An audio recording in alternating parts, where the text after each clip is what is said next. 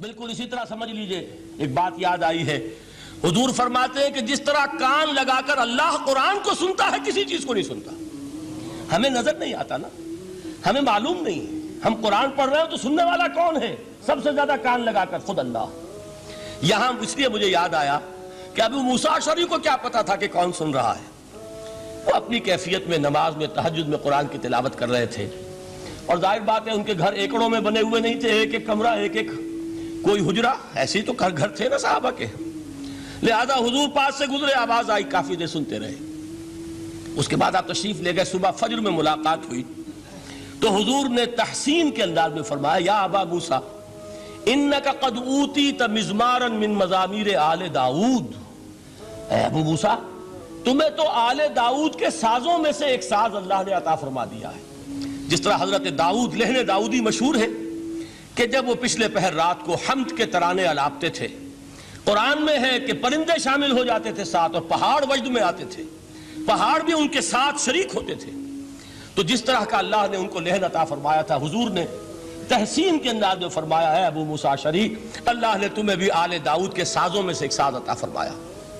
بہرحال قرآن مجید کا جو یہ میوزک ہے، قرآن کے الفاظ کا جو حسن ہے، جہاں تک حسن معنوی ہے وہ تو ہر لفظ میں ہے، لیکن یہ حسن ظاہری، حسن صوتی، حسن لفظی، یہ اپنے کلائمیکس پر آپ کو نظر آئے گا سورہ رحمان میں۔ لیکن قرآن میں یہ سورت اس اعتبار سے بھی ممتاز ہے، اس کی 4 آیات پر ذرا توجہ کریں گے، عجیب حقائق سامنے آئیں گے۔ جہاں یہ قرآن مجید کے حسن صوت اور حسن لفظی کی معراج ہے، وہیں اس کی پہلی 4 آیات میں 4 چوٹی کی چیزوں کا ذکر ہے، سب سے اونچی چیزیں۔ پہلی آیت کیا ہے؟ الرحمن، ایک آیت ہو گئی۔ رحمان کیا ہے؟ اللہ کا نام ہے۔ کبھی آپ نے غور کیا اللہ کے ناموں میں سب سے پیارا نام کون سا ہوگا؟ رحمان۔ کیوں؟ اس کا مادہ کیا ہے؟ رحمت۔ ہمیں سب سے بڑھ کر جس چیز کی ضرورت ہے وہ کیا ہے؟ رحمت خدا بندی۔ نام اچھی طرح سن لیجئے اس حضور کے قول کو۔ حضور فرماتے کوئی شخص جنت میں مجرد اپنے عمل کی بنیاد پر داخل نہیں ہو سکے گا جب تک کہ رحمت خدا بندی دستگیری نہ کرے۔ کسی صحابی نے بڑی ہمت اور جرأت کا ثبوت دیا کہ پوچھ لیا، کیا حضور آپ بھی؟ جب آپ نے فرمایا کوئی شخص داخل نہیں ہو سکتا جنت میں محض اپنے عمل کی بنیاد پر جب تک کہ رحمت خدا بندی جو ہے وہ دستگیری نہ فرمائے۔ پوچھا گیا کیا آپ بھی؟ آپ نے فرمایا ہاں میں بھی۔ آپ اندازہ کیجئے کہ اگر محمد الرسول اللہ بھی رحمت خدا بندی کے ضرورت مند ہوں تو تاب دیگراں چہ رسد، ہماری تو سب سے بڑی ضرورت رحمت خدا بندی ہے۔ اب یہ رحمت جو ہے قرآن مجید میں اللہ تعالیٰ کی یہ شان 2 الفاظ کے ذریعے سے آتی ہے، رحیم اور رحمان۔ اور کوئی مادہ نہیں ہے جس سے 2 نام بنتے ہوں اللہ کے، لیکن یہ مادہ ہے واحد رحمت کا کہ جس سے رحمان بھی ہے رحیم بھی ہے۔ رحیم صفت مشبہ ہے، رحمت دائم ہو جائے گی، مستقل ہوگی تو رحیم کہیں گے۔ اور رحمان، اس میں رحمت کی ہے وہ شان ہے کہ جیسے ٹھاٹھے مارتا ہوا سمندر ہو، ہیجان کی کیفیت، طوفانی کیفیت، رحمت خداوندی کا طوفانی جوش، وہ ہے رحمان۔ آپ تو رہتے اس علاقے میں ہیں، آپ کو معلوم ہے عرب اگر بھوکا مرا جا رہا ہو تو کیا کہے گا؟ انا جوعان۔ پیاسا مرا جا رہا ہو انا عطشان۔ بہت غضبناک ہوگا غضبان، غضبان آصفہ قرآن میں آیا ہے، بہت غضبناک۔ رحمان جس کی رحمت جو ہے جوش میں ہے، ٹھاٹھے مارتے ہوئے سمندر کے مانند۔ تو یہ اللہ تعالیٰ کے ناموں میں سب سے پیارا نام۔ اب آگے چلیے، الرحمن علم القرآن، رحمان نے قرآن سکھایا۔ رحمت خداوندی کا سب سے بڑا مظہر، رحمان کی رحمانیت کا سب سے بڑا مظہر قرآن ہے۔ ان میں جو منطقی ربط ہے اس کو سمجھتے جائیے۔ اچھا آپ یہ سوچئے، جو علم بھی انسان کو حاصل ہوا وہ کس نے دیا؟ اللہ نے۔ سائنس کا علم کس نے دیا؟ اللہ نے۔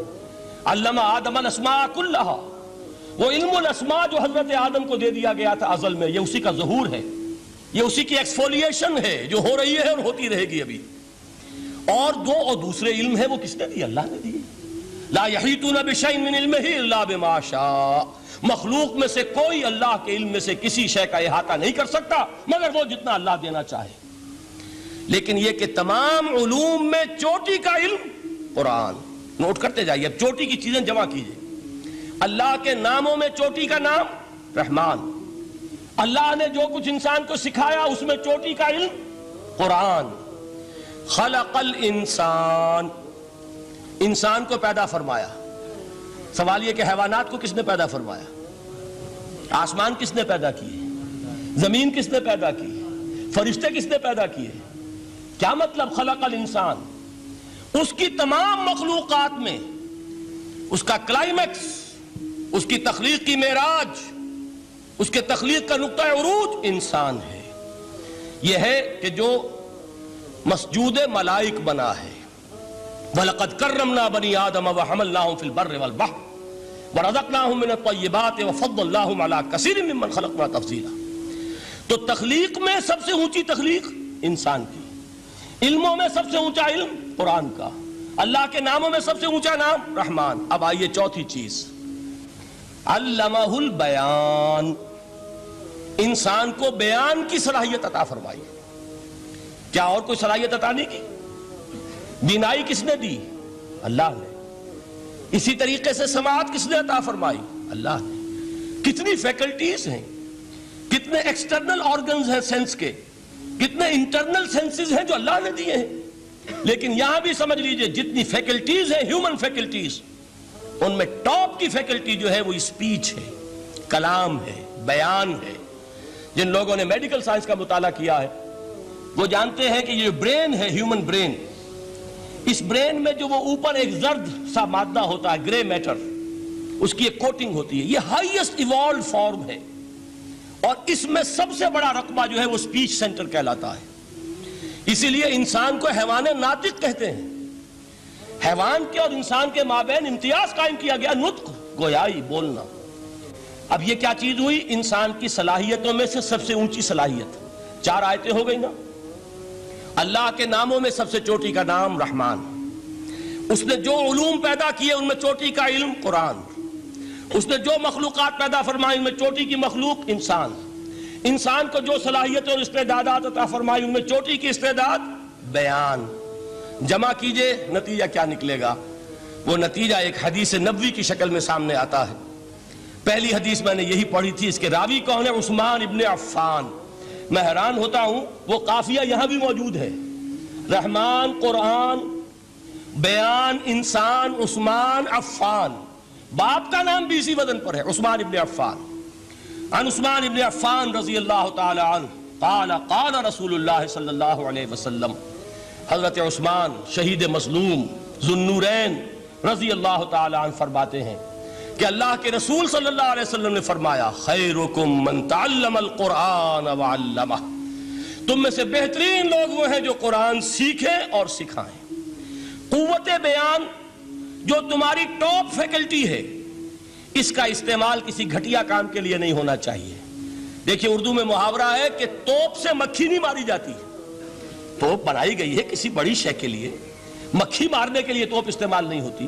یہ قوت بیان جو ہے، جو ٹاپ موسٹ فیکلٹی ہے ہیومن، جو فیکلٹیز ہیں ان میں سے، اس کا استعمال بھی ٹاپ موسٹ ہونا چاہیے. قرآن کو بیان کرو. وہ جیسے کہ علامہ اقبال نے کہا ہے، بلکہ غالباً ان کے قبر پر آس پاس جو اشعار لکھے ہوئے ان میں سے ایک یہ بھی ہے، اگر یک قطرہ خونداری، اگر مشتے پرے داری، بیابامن تو آموزم طریق شاہ بازی را. اگر تمہارے اندر ایک قطرہ بھی خون کا ہے اور مٹھی بھر بھی پر اگر اللہ نے دیے ہیں تو ہے میرے پاس آؤ کہ میں تمہیں شاہبازی کے طریقے سکھاؤں.